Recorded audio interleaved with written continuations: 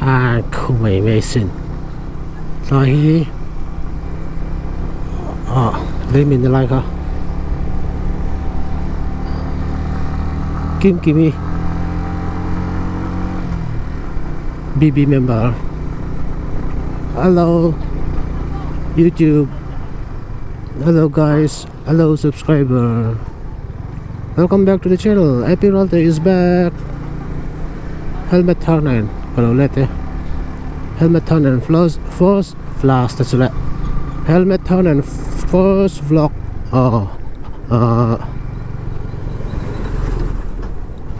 Tôi cần traffic giảm nó sao tụi con ấy nó càng lại thấy là hey Helmet Turner LGBTQ1 không mà hay có về cái vlog này thì episode tại channel kia tôi dùng thế. Welcome back. Welcome na lampang kalpa Indian engeng mo taga sai mai nga tuntuma chuan kan sai tu chu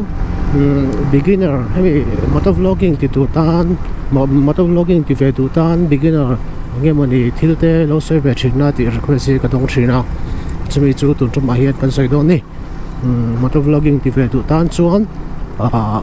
ngai thak si view mai thei ni thil engem mo khatiang thil thar khom chong la me mission engem school pe kon le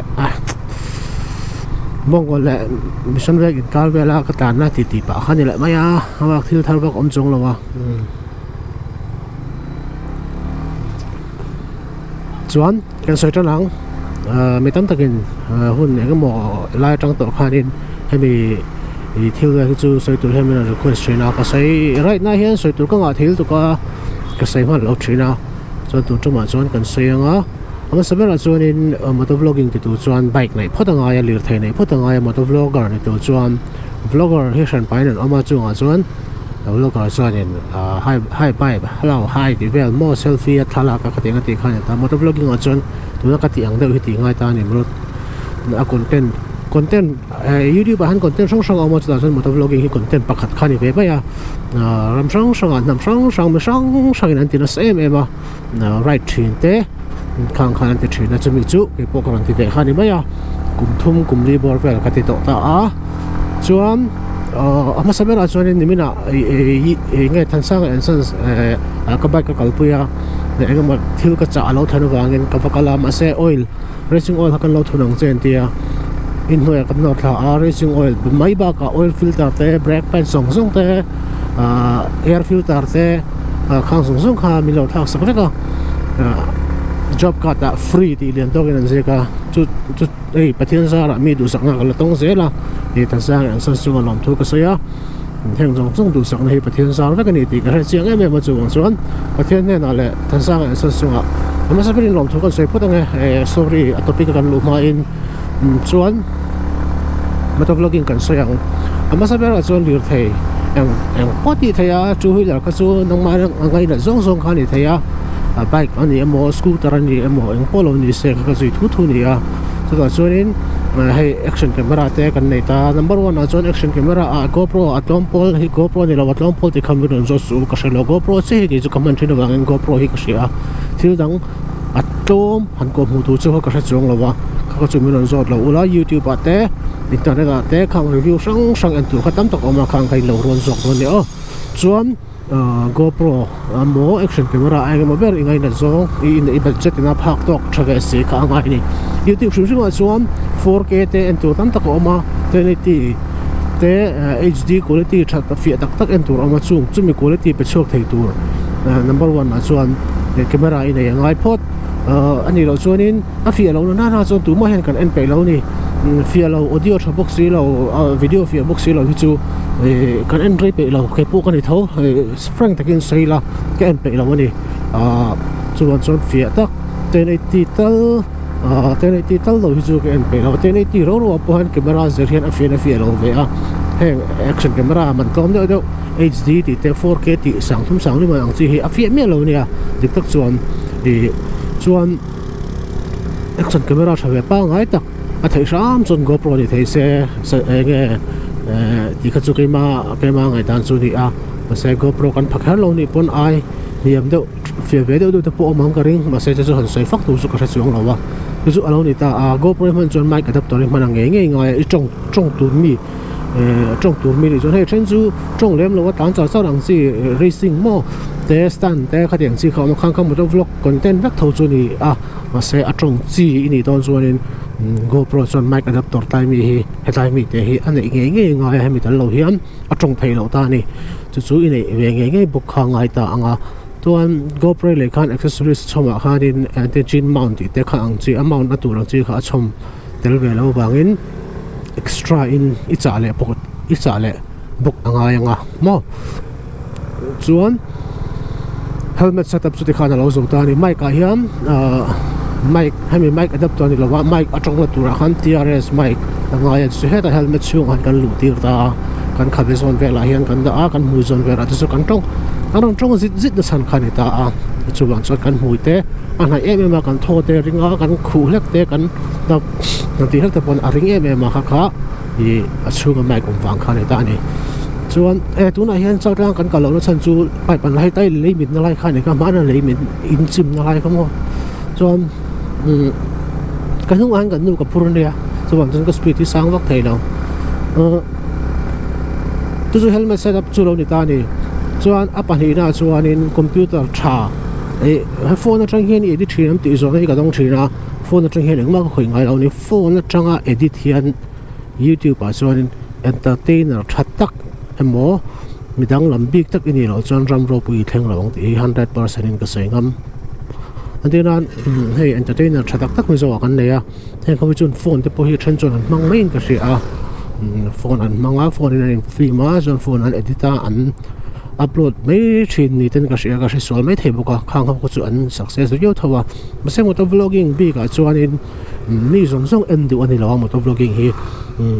tuy mi thế tan lo chuan mu nom mi lo boring anh ấy cho nên một vlogging tụi chuan number one chuan editing software khoi thấy na tur call chapa ngai tak alo bera i5 i5 4 gen ka hang cái hi ka tu ai na muang to i5 4 gen 16GB RAM anh ấy 750 graphic card ka manga chuan atlemin outdated do to na hian max box man thailo phani hi max mang tu chun 7i7 tal anga ya khatiang vel khani i call thatak in khanga vele photani chu chuan editing software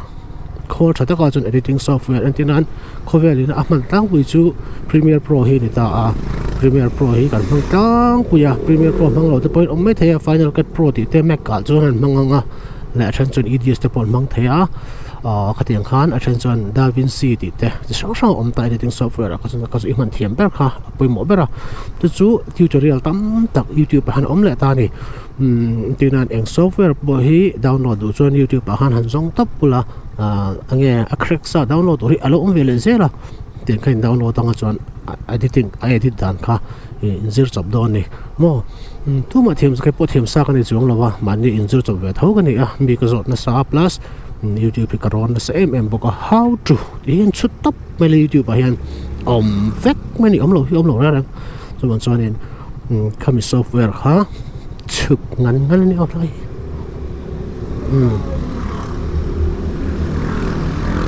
iman du software khati khani download anga ikhola install anga chuan in zero don ta ni mo chuan in number 1 chuan motor vlogging tong tu chi ni chuan atira chuan iboi ang ke bo atira chu sei tu te ka sengai la ka ngoi ranga ma se ka in zero ani engai motor vlogger tam tak ka entrina engai an soi chin hi ti te ka ngai tu thina ka entrina until soi tam tak te khati ang chi te engai poimo thap chu mi poi soi lo ni hi thabera ni no pang ba tu na tenan ka video de po hi tam tak chu no pang nan anti ka she en tam zo ki no pang mon la ti mai tu khopan ni no pang hian in nge feedback no pang tang hian ani do tam zo ki no pang tang hian ni chu mi kan soi tu si chu no pang ber tanga pui ting ber thanga an ngai thak thei tu nge an poi soi lo ang chi soi thiam te kha ngai ve ta ni anti-ra sarkar han khei ngat ang chi te mishing real rutina thei zong han soi tat ang chi te khatiang chu minan ngai na thei do no shim shima ningon chan thil soi mi kan ni chuan mi lom zong mi ru thiam thei lo zonga thil soi thiam te kha ngai ve ta a chu mi kong a chuan zan a hian ka vlog tran tir lampang chuan ta vlogging ka tran tir lampang chuan atu ka rai don reng hian zan a hian kai ngai tua char enge ka soi ang ti te acha chu phone a te ka chin sia thin ani ka soi tur point sang kha chuan kha break light te khatiang ka chol light khan kai en zo khatiang khan ka soi tur ang chi kai no man na zong te ka soi ve thin ta a plus kan video last video a comment azir khan soi tur hi aron ve thin ani ama chuan soi tur te ka thelo thel do ka ngoi mo tu na chon ka tong la sa thel do ka minute som ni chol mi lo ka tong te ka cut to ni video ti sei tu ka ti ya ro ka helmet leina ni ka ro ka helmet le ka hang ka gear zong leina jacket thangin min cha sak thin tu ni kha chuan nó xây dựng cho mong chứ dụ là ngay ta này mà này in prepare về tak anh nghe in học khổ về tak khi ngay này thiếu sự tour về là phải chuan antenna hay cái chuyện thế nghe cần xây ngàn miếng bộ am một thế MP tập bộ hay ăn video thì làm bằng khai để là cái bộ cái thâu nga sẽ tour cái chỗ cần hay chăm về nó sẽ chuyện này mà sẽ tour là cho nên ama hiền là in tum chụp về to thì mấy anh lâu tí nó te alo re về tổ bốc nền xây tụi chú đua zel thâu này cái tiếng khan nên ăn tiền là cho nên ăn tiền ấy tụi anh ăn xây pur anh in xây thầy khá là mấy thầy tụi te pun mà bắt tí đủ tắc te trong đủ tắc te xây tụi xây tắc te sản ba cái này lộ phải chuan bắt trong kem tan phải chuan nên riêng chung con sử dụng đây vlogger ngồi rồi cái tiếng đâu không có cái tiếng khan này về thầy ta cho nên xây tụi bắt cần xây là có thể in prepare về khang ai này thì nghe cái swing story nghe một thiếu tu ta na trăng cái na beng vàng na information về thầy anh gì cái tiếng gì được ha rồi cái thiếu chat tất cả này à hàng cả nghe starting mo starter tan rồi thiếu bồi mo tất cả này à chú cần sấy lên à trên number các bạn này này ta này bắt thùng này chú call trái này sấy tu cần sấy à bắt thùng là chuan internet tra này ngay internet tra upload thầy antenna video reng reng hi a fi tu chon alen zai langa ya sai si tuna ka video tang pui hi mana khan ka sei to a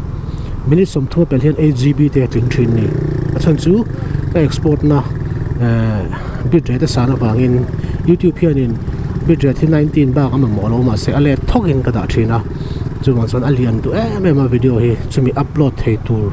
internet speed tha chu nei nga ya chu phone trong hian engma hi ti tak thei lo ni thil ti tak tu chuan desktop thatak nei kha ngai sim internet mo desktop ni la bon laptop tha polo ni se phone trong hian thil zong hi ati thei lo chuan chuan call tha nei nga ya camera tha nei nga ya preparation tha nei nga ya chimi pial nga chuan motovlogging ti tak tu chuan taimak angai em ani kan video ti lampang ti mai la tun thang ta pon niang chu investment chu ti khati hi min te thina man na zong hian kan tiang hi an pei don lo rai ki ka chiang tu friend te kan sei nga vin chu ka man mau cha ro ta han right teng han tingot te u up she zia khamo mau cha ro en to tan chuan zing da thuma tho te ni le nga bai ka tlan te engma lo nei mong si lo ma ni sum chuak vek bok si petrol man tha mo khang zong chuak bok si thil ui hlang ani na ta chuan kan lir thei po a thlo lo tayar lo heka petrol heka a khol lo heka mi siam lo kala tha lo reng break pet pe kala tha lo chu an ti hun angan kan thla mai ni ni chu achan chu kan tlan tam miu wang kong tha te kong chia te kan tlan khang zong kha man wang le chak wang em pon le win chak wang chu nia kan chak ani maya nuam kan ti zong ani ka chu na se hemi ti tur hian taima ka ngai ti tak zeta ti ngai pe chang ati pe chang ati lo khatiang chi khatiang ati kha chuan ti ka mai lo tling lawang ti ve tak ka ngai ke hin nei ka ni e zona san nei ka ni chuan a full swing in ka kal lawa in rin ya Saturday ate ka kal chawa right turin Sunday ka chuak ngai lawa Saturday chi le government holiday mo state holiday ne chu government holiday hay kan holiday vek bik lo wa state holiday anga te khanga khan hun ka nei suan ka chok thina chu karai dan kal phum tlang pu ni a zan re khian zan re ka right re reng ju office thil duty ya kal kan ne wangin zan re ka right ang kha alo ni thin ta a keima personal cl leave la hian ka right lawa hemi kum thum kum li chung hi san chu ka thil she ve ta kan ni wangin tu tiang ani wang chuan ka to ni ma kan thoka zo tot ni kan engine ni kan chola engine ni chu ina han ha chol ve om tak kha nile te khan ti han han right le a khatiang khan ni a tai ma ka ngai ni ai so ni pai pan phum zo thei lo cha tlang chho pu pai pan phum a kan kal lo pha kha ni phum rang a ringa lan ni sa thak tak pai phum kho di toi la thang ai zo li mà xe kan thana tu zel la ngai ang sipiu lampang ning ka sia tu na pai phum me ki chang kana lampang zel kan pa ngai me ang chung song song te chu lo ni ta ni he kan ngai tha tha ang chu mo editing dan vel te min zo thina tam takhian editing hi su in shil hi har khop maya te in en a practical ani lo hi chuan ka sei to ang han YouTube hi mang tang kai ro how to ti hi vek ani how to and then transition pek dan mai te poi vek lo rang abik takin Premiere Pro hi cover ni na aman lar pol berani wang hiam atam lut tuk tutorial hi mo ati sang trick tips ti sang atam lut ha kha zong thiamula mu lo tur om lo ti kha ka lo sei ba shim shimang enge omzia signal light pe box lo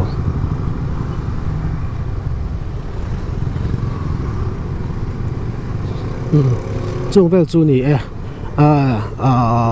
enge ka soi zi nga tel lo zo na ang chi kha ang ni zon nang ma ne shed bel du in nei ne ka zon enge comment a han mi don zo tu la ka thil soi nge endinan thil ka review a man za ka soi nge ti comment a han eng sat man nge te hin ti la tho zel nga ya zo na min zo du so en chok thin ro ka ti kha khong in a chan chu ka chang suang lo long chu kan soi top me nge ma za na po ni za na po subscriber ringa ta dewa zo na te po i chang thadu ta lo le me min non ti a ma se zo na pa ngai chan chi ang hi chu kala chang ve ka ni a chan chu ka ngai poi mo chu comment rim hi ma se ka lo soi nge ka soi etenan zo om le om lo hi om ve ni thil ra reng hi zo om le om lo hi om ve a chunga chuan a zo om ang hi chu ka chang vek chu ni tu ma hi chu te ngin ke en sang chung lo chu ka ngai poi mo em vek chu wa ron minon zo tanga ka lo chang ang chu nge share bel du in ne chan motovlogging for beginner motovlogger for beginner ti vel ang chin chuan when Friday ni a naktuk Saturday ni a atu hian Yamaha meeting kan nei dona Yamaha hian in Yamaha customer te tan right about sei dona chu Yamaha club te Yamaha dealer te lekei amona kan deuh nuai don chu joint meeting kan nei dona chumi chu video kon siam bokanga ange kan kal phum tu devel pon chona kan nei bokanga khongai takin milo en sak la ula right ve du Yamaha customer Yamaha owner tan pe chuanin thil ma right ve du tan pe chuan thil poi mo takani mai thei chu ka lo soya tin atu le Valentine's Day ani a Valentine's Day po kan vlog deuh cha sarang tu ka chu helmet thang nei boka bye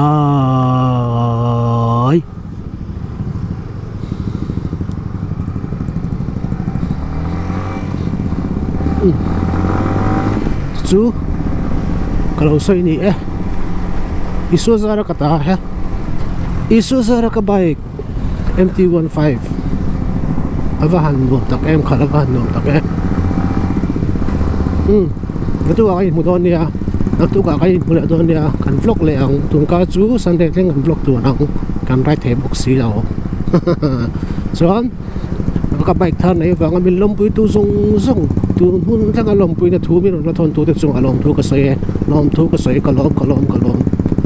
em ani hi isu za ra ka ta ani nali su ka tlangin pathianin la pathianin puro ba ta ka tlangin he ni te min pe ka ni ti ching takin ka sia pathian chung alom thu tharin ka sai le a puro ba ta chung alom thu ka sai min du sak na zong zong alom thu ka sai a